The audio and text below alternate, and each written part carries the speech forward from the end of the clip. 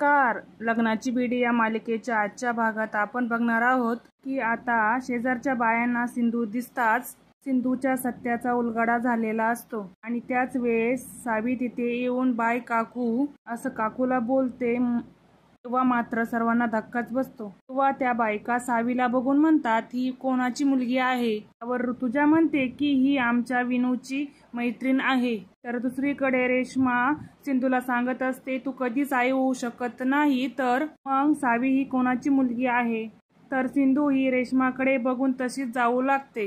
तेव्हा रेश्मा म्हणते, एक मिनिट सिंधू, तू तशीच बाहेर जाऊ नकोस, कारण काकूच्या मैत्रिणी आल्या आहेत. त्यावर नंतर रेश्मा म्हणते, काकूंनी तुला इथेच थांबायला सांगितलंय. त्यावर सिंधू म्हणते की मी या घरची सून नाहीये सर्वांचे इन्स्ट्रक्शन पाळायला. ते ऐकून मात्र रेश्माला मोठा धक्का बसतो. सिंधू म्हणते की मी फक्त इथे डॉक्टर बनून आली आहे, म्हणून माझी मुलगी बाहेर वाट बघते, तेव्हा मला जायला हवं. तर तूही लगेचच बाहेर येते. तेव्हा शेजारील बायका या सिंधूला बघतात आणि दचकतात. एक बाई म्हणते की ही तर ॲक्सिडेंटमध्ये गेली होती ना, मग तर ही इथे कशी सिंधू? तर दुसरी बाई म्हणते की खरं काय आणि खोटं काय तर यांनाच माहिती ते. त्यावर ऋतुजा म्हणते की काय बोलता तुम्ही, ही बातमी खरी होती आणि ही जिवंत आहे हे आत्ताच आम्हाला समजतंय. त्या बायका मात्र एकमेकांबरोबर बोलू लागतात आणि पिक्चरमध्ये जसं होतं तसं तिथे घडू लागतं. आणि आता ही बिचारी सिंधू काय करेल? त्यानंतर दुसरी बाई म्हणते की काकू, राघवची खरी बायको कोणती, सिंधू की राणी? त्यावर रुक्मिणी काकू म्हणते की राघवची खरी बायको ही राणी असल्याची सांगते. मग ती बाई म्हणते, मग सिंधू इथे काय करते? तेव्हा ऋतुजा म्हणते, तुला काय करायचं ग, तुला काय आमच्या घराची ही पंचायती करायला आली का इथे? हे ऐकून पहिली बाई म्हणते की पहिली बायको जिवंत असताना मुलाचं दुसरं लग्न लावून द्यायचं ही आमच्याकडे पद्धत नाही. व ती बाई म्हणते की मला माहिती आहे सिंधूला मूल होणार नाही, हे यांना माहीत झालं असावं, म्हणूनच यांनी सिंधूला बाहेर काढलंय. तेव्हा रुक्मिणी काकूंना राग येऊन काकू म्हणते की असे अरे रावी करून काहीही बोलू नका तुम्ही, आणि लगेच राजश्रीला सांगते की त्यांना प्रसाद देऊन घरातून जायला सांगते. तेव्हा त्या बायका तशाच निघून जातात आणि रुक्मिणी काकू रागाने सिंधूकडे बघून म्हणते की हे सर्व तुझ्यामुळे झालं आहे. काकू म्हणते की आज मला माझ्या घरात इतरांसमोर मान खाली घालून उभी राहावं लागलंय. मोठ्याने ओरडत रुक्मिणी काकू म्हणते की इतक्या दिवस तू नव्हती ना, तर आमच्या घरात सर्व काही व्यवस्थित चालू होतं, मग आता आमच्या घरात का आली तू? त्यावर सिंधू म्हणते की मी इथे फक्त विनूच्या ट्रीटमेंटसाठी आली आहे. तेव्हा हिचा मास्क काही उतरत नाही असं रुक्मिणी काकू सिंधूला म्हणते. त्यावर सिंधू म्हणते की स्वाभिमान कधीच विकता येत नाही काकू, आणि इथून पुढे मी माझा अपमान सहन करणार नाही, आणि आतापर्यंत तुम्ही जो अपमान मला सहन केला तो इथून पुढे मी करणार नाही. त्यानंतर ऋतुजा म्हणते की तुझी मुलगी सुद्धा तुझ्यासारखीच आगाऊ आहे, तेव्हा माझ्या मुलीला काहीही बोललेलं मी खपवून घेणार नाही असं मोठ्याने सिंधू आता ऋतुजाला सांगते. पुढ्यात मधू तिथे येऊन म्हणते की सिंधू निघालीस का तू? तेव्हा सिंधू म्हणते हो, आजचं काम झालंय. तर मधू म्हणते की मला वाटलं सिंधू तू इथे थांबणार आहेस, की विनूची ट्रीटमेंट करणार आहेस. व रुक्मिणी काकू म्हणते की राणी, आपल्याकडे माणसं काम करण्यासाठी येतात आणि आपण त्यांच्याकडून काम करून घेतो आणि त्याचा मोबदला देतो, इथे राहायला ठेवत नाहीये. तेव्हा सिंधू म्हणते की मी इथे राहणारच नाही काकू, माझ्या मुलीचा आणि माझा सांभाळ करण्यासाठी मी समर्थ आहे. तेव्हा रुक्मिणी काकू विचार करते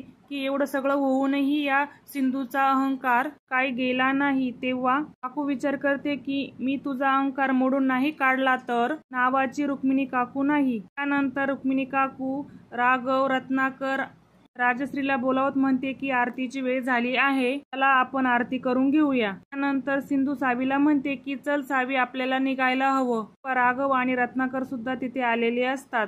त्यात काकू राघवला म्हणते की राघव, आज आरतीचा मान तुझा आणि राणीचा आहे. तर हे ऐकून सिंधूला मोठा धक्काच बसतो. त्यानंतर काकू ही आरतीचं ताट राघवकडे देते आणि राणीला राघव सोबत उभं राहण्यासाठी सांगते. तेव्हा राघवच्या हाताला हात लावून राणी सुद्धा आरती म्हणू लागतो. हे सर्व बघून सिंधू विचार करते की सिंधू, आता ही जागा तुझी राहिली नाही आणि हे माणसंही तुझे राहिलेले नाही, आणि आता तुझी जागा ही मधूनी घेतली आहे. सर्व मात्र सिंधूच्या डोळ्यासमोर येतं. नंतर मधू ही सर्वांना आरती देते आणि सावी आणि सिंधूला सुद्धा आरती देते. व आरती घेऊन लगेच सिंधू आणि सावी गणपती समोर येतात आणि हात जोडून गणपती बाप्पाची प्रार्थना करतात. तर सिंधू म्हणते की येतो बरं का आम्ही. वर राघव म्हणतो की मधू, आजच्या दिवशी कोणालाही तसं जाऊ देऊ नकोस, सर्वांना प्रसाद दे. तेव्हा सिंधू मधूला म्हणते की मी फक्त प्रसाद घेईल, पण जेवायचा आग्रह करू नका. थोड्यात विनू तिथे येतो आणि सिंधूला म्हणतो की डॉक्टर काकू आणि सावी तुम्ही कुठे चालला आहात. विनू म्हणतो की बाबा, डॉक्टर काकू आणि सावी आपल्यासोबत नाही राहणार का. तर राघव हा विनूला मांडोलून हो म्हणतो. नंतर काकू म्हणते की अरे विनू, पण फक्त आपल्या फॅमिली सोबतच राहू शकतो ना. वर विनू म्हणतो की डॉक्टर काकू आणि सावी सुद्धा जी फॅमिली आहेत. तर काकू म्हणते की विनू आपलं आडनाव काय आहे. व विनू म्हणतो की आपलं तर रत्न पारखी, सावीचं सावंत. राजश्री म्हणते की विनू असा हट्ट आणि आग्रह करायचा नसतो. विनू म्हणतो की डॉक्टर काकू तुम्ही जर इथे राहिलात त्याला सावी सोबत दिवसभर खेळता येईल. व सिंधू म्हणते की विनू तू चांगला मुलगा आहेस ना, असा हट्ट नाही करायचा. ते सर्व बघून मधू म्हणते की मामी, विनूचा खूप हट्ट आहे तर सिंधूला आणि सावीला राहू द्या ना इथेच. विनू सुद्धा म्हणतो की डॉक्टर काकू जाऊ नका ना प्लीज. व सिंधू ही विनूकडे आणि सगळ्यांकडे बघू लागते आणि तेव्हा नाविलाजाने सिंधू ही सावी सोबत तिथेच थांबते. नंतर विनूच्या बेडरूम मध्ये येत कसं चालायचं आणि कसं पायावर उभं राहायचं ही सिंधू आता विनूला शिकू लागते. नंतर सिंधू ही विनूला म्हणते की एक एक पाऊल पुढे टाकत. नंतर सावी म्हणते की विनू जर तू आईचं ऐकलं तर आई तुला चॉकलेट देईल. आणि तेवढ्यात काकू सुद्धा तिथे येते. सिंधूची विनूला दिलेली ट्रीटमेंट बघत असते. तर विनू हा पुढे पाय टाकत असताना पुन्हा विनूचा तोल जाऊन विनू खाली पडतो. तेव्हा काकू म्हणते तोंडाला हात लावून बघते. सिंधू ही विनूला धरण्यासाठी येऊ लागते. सिंधू म्हणते की एक मिनिट तुम्ही थांबा, मध्ये येऊ नका. त्यानंतर सिंधू म्हणते की विनू तुला थोडा त्रास होणार आहे, पण आपण प्रयत्न सोडायचे नाही, हार मानायची नाही. तेव्हा काकू म्हणते की राणी बघ ना तू, त्या सिंधूने तुझ्यावर काय जादू केली आणि अजूनही तिने इथेच थांबावं असं तुझी इच्छा आहे का. तेव्हा तू म्हणते की मामी करू द्या ना सिंधूला प्रयत्न. नंतर सिंधू म्हणते की विनू उठ आणि माझा हात धर आणि चालण्याचा प्रयत्न कर. विनू हा सिंधूच्या हाताला धरून चालू लागतो. तेव्हा विनूला मात्र खूप त्रास होऊ लागतो. हे बघून काकूच्या डोळ्यात पाणी येतं. तो म्हणते की राणी विनूच्या हे सर्व होणार नाही, थांबव त्याला. तर लगेच सिंधू मधूला म्हणते की मिसेस रत्न पारखी मॅडम जर मध्ये मध्ये बोलणार असतील ना तर माझी ट्रीटमेंट पूर्ण होऊ शकत नाही. त्यांच्या बोलण्यामुळे ट्रीटमेंट मध्ये अडथळा निर्माण होतोय, त्यांना बाहेर थांबायला सांगा.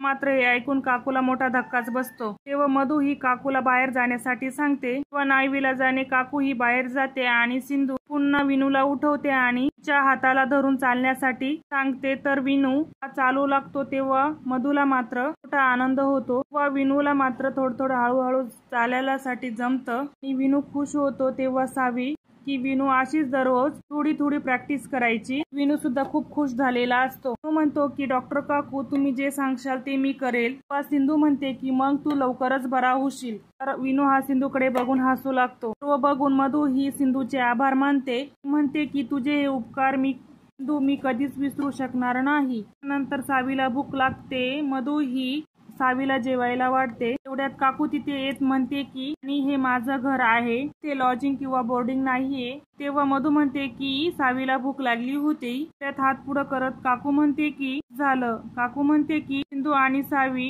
तुम्ही दोघींनी आमच्या बरोबर जेवायला बसायचं नाही. या घरात राहायचं असेल तर घर भाडं म्हणून तुम्ही 30,000 रुपये द्यायचे. त्यानंतर सिंधू ही राघवकडे येते आणि राघवला पैसे देत म्हणते की हे घ्या पैसे, माझ्या मुलीचे जेवणाचे पैसे.